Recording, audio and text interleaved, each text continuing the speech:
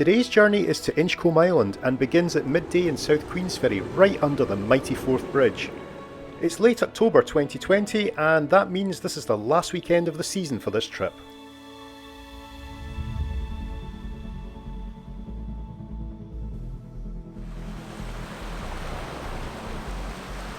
South Queensferry is only about 10 miles from the centre of Edinburgh, so that makes this a very doable day trip. So that's fine, just give your name and your board, your name on the muster. Perfect, thanks very much, have a good one. Here's the Maid of the Forth arriving in Queensferry from its pontoon at Port Edgar Marina. It'll then take us along to the island, which takes just over half an hour. Now this is called a 3-hour landing cruise, so that gives us just under 2 hours on the island. This will give you enough time to have a quick scoot around the whole island, or maybe just relax in a secluded spot with a picnic.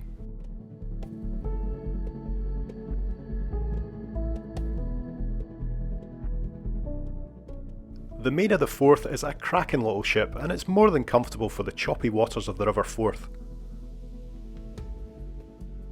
You'll find plenty seating both indoor and outdoor, and there's also a little bar that's open when we're underway, as well as a really enjoyable commentary pointing out landmarks as we cruise along the river.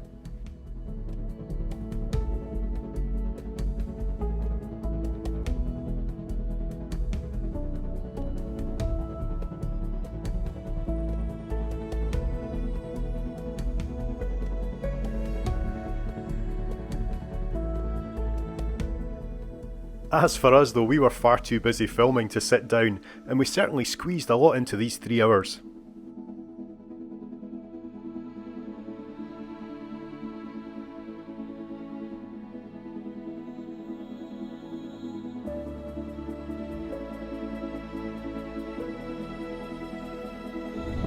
Hello, ladies and gentlemen, and welcome on board the Maid of the Forth.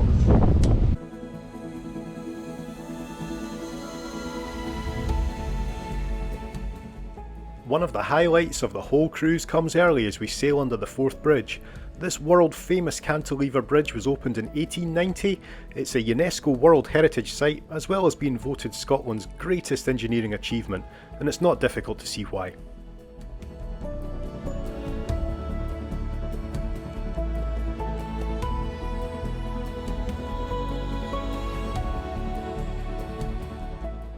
That's Inchgarvie that you can see at the foot of the middle tier of the bridge.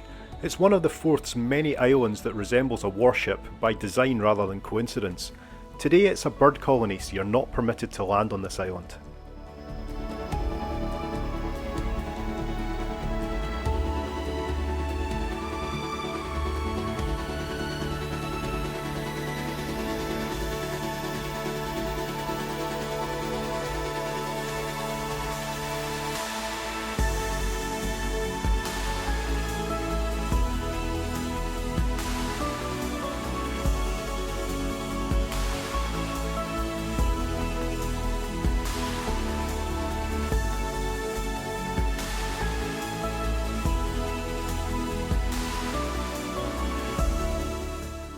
We then pass Hound Point. This is an oil export terminal and it's quite unusual to see it without a big tanker tied up alongside.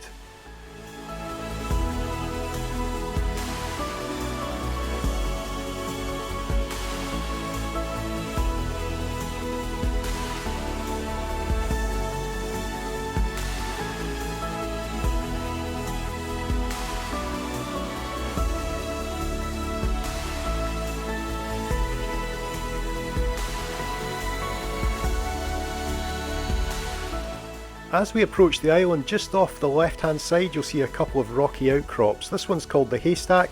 This is normally a great place to spot seals, but we didn't have any luck today.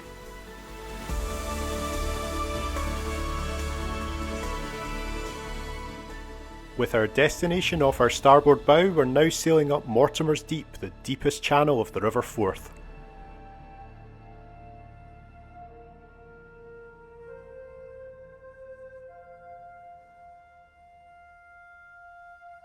As we approach Inchcolm, we get a great view of the 12th century abbey, which gives the island its nickname Iona of the East.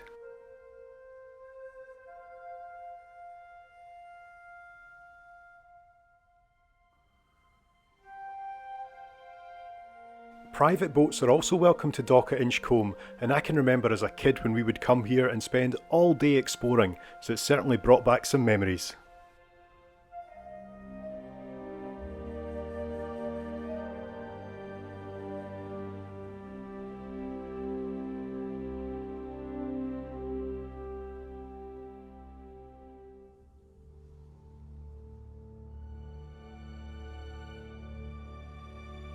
After dropping us off, the Maid of the Fourth continues on its cruise of the river, hopefully remembering to come back and get us in a couple of hours.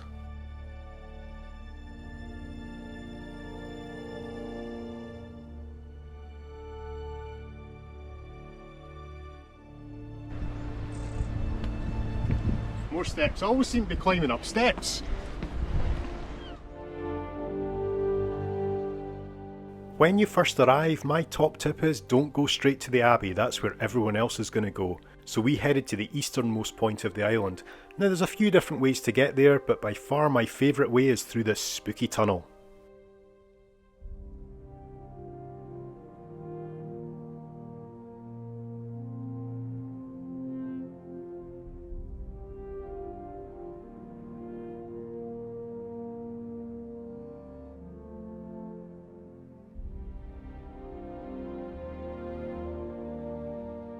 As we arrived at the far side, we met this furry little fella, as well as seeing the Maid of the Fourth continue its cruise along the other side of the island.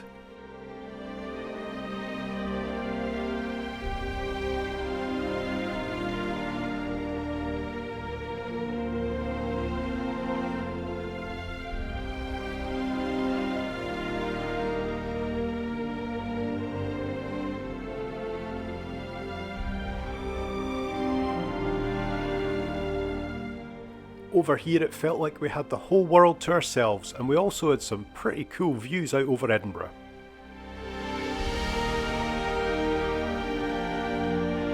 Every time when you're recording me, I'm eating.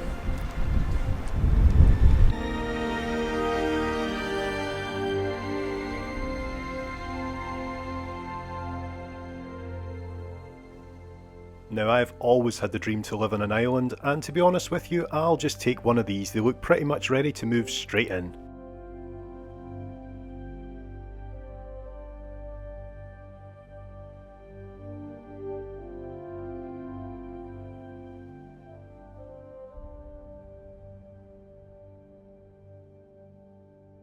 Here we are, windy again. It's always windy in my videos, but here we are right on the top at Inchcolm, above the old wartime buildings. What a view from up here!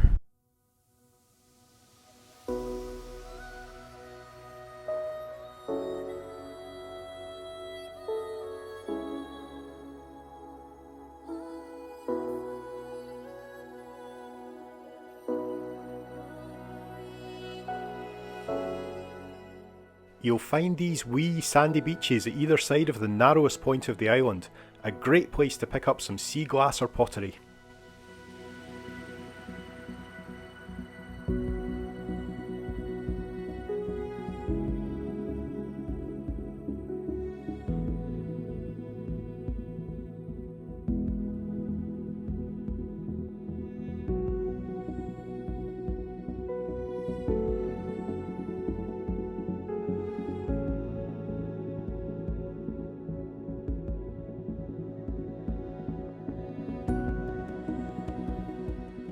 By the time we got round to the Abbey, it was virtually deserted and it was great fun to explore, although I think I'm just a little bit too tall for the 12th century.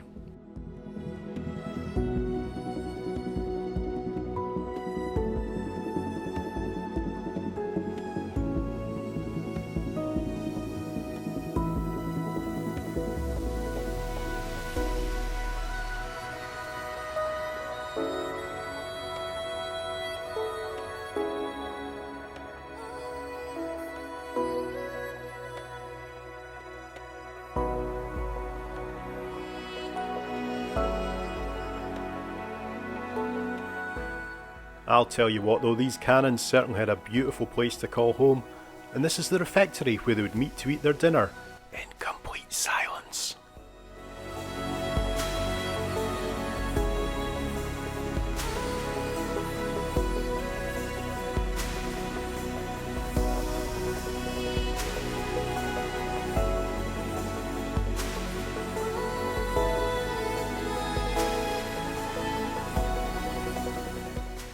A good chunk of the abbey might be in ruins now, but I'm always surprised at how well the rest of it's looking after all those hundreds of years.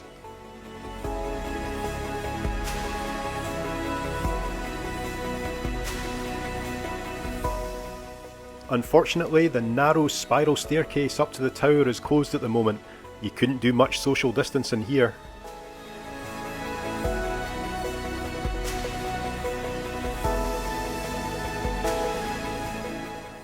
As I said, we used to come here a lot when I was a kid, and just by looking at the design of this brick wall I can identify where we sat. It must be 40 years ago.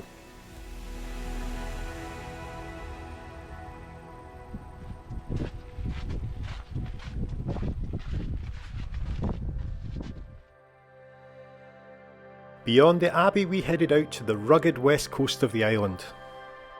Now it's okay at this time of year, but during nesting season be careful, you might actually get attacked by the birds.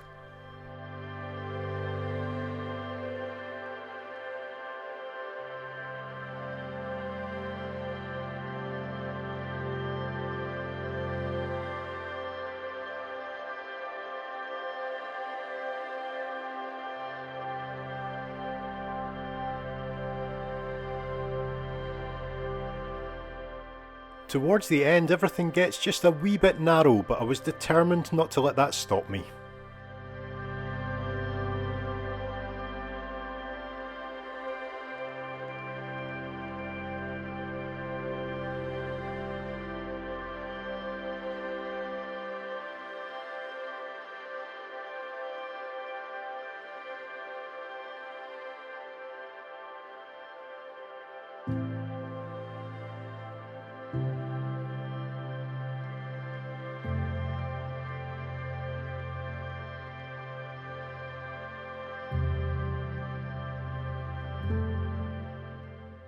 And there we are at the end of the road, as far west as we can go on Inchcolm.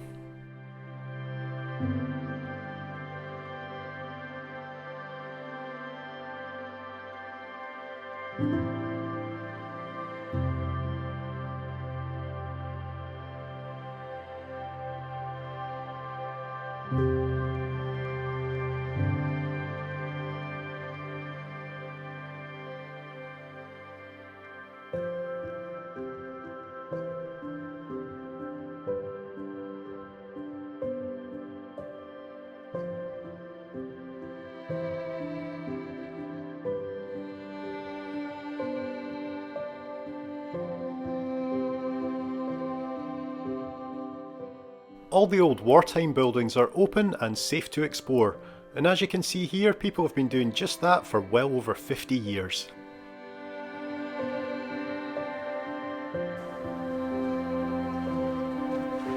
Hi! Hi!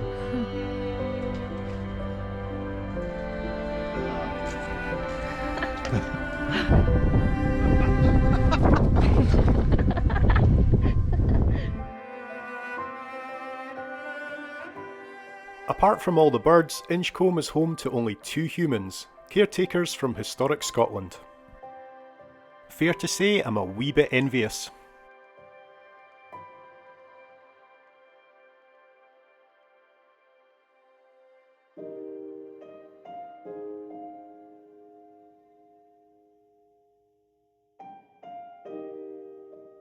All too soon the Maid of the Fourth was back to pick us up again, but saying that, almost 2 hours on the island is enough time to give you a good impression of the place. Thanks so much, mate. Thank you very much. Take care. Great to see you. Thanks very much. No problem at all. Have a good trip back. Cheers. This is a trip I try to make every few years and it never gets old.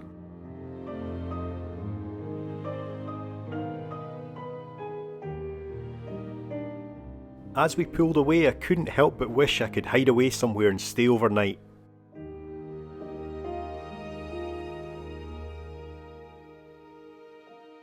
On the way back, the skipper took us round the southern side of the island, so it was nice to get another viewpoint.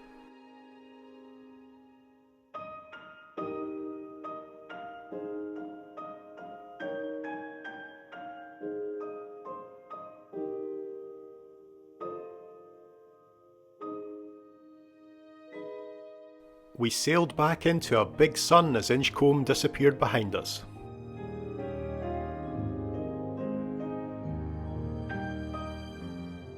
Of course, we had the privilege to sail under the Forth Bridge again, but not only that, we continued on and sailed under the other 2 bridges as well. Now I think this is the only place in the world with 3 major bridges from 3 different centuries sitting next to each other.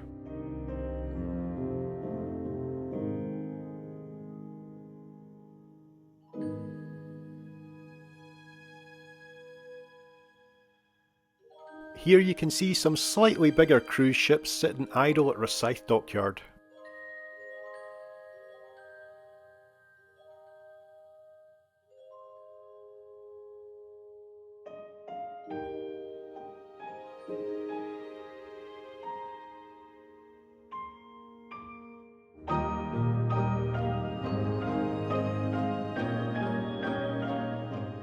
So here we are arriving back at South Queensferry only 3 hours after we left. But we packed so much in that it felt like a full day, and I guarantee you'll be tired after all that sea air.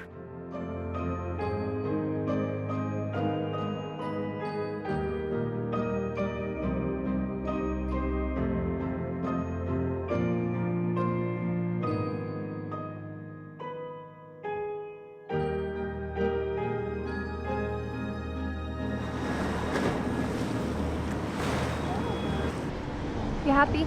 Yeah, did you have fun? Yeah. Amazing.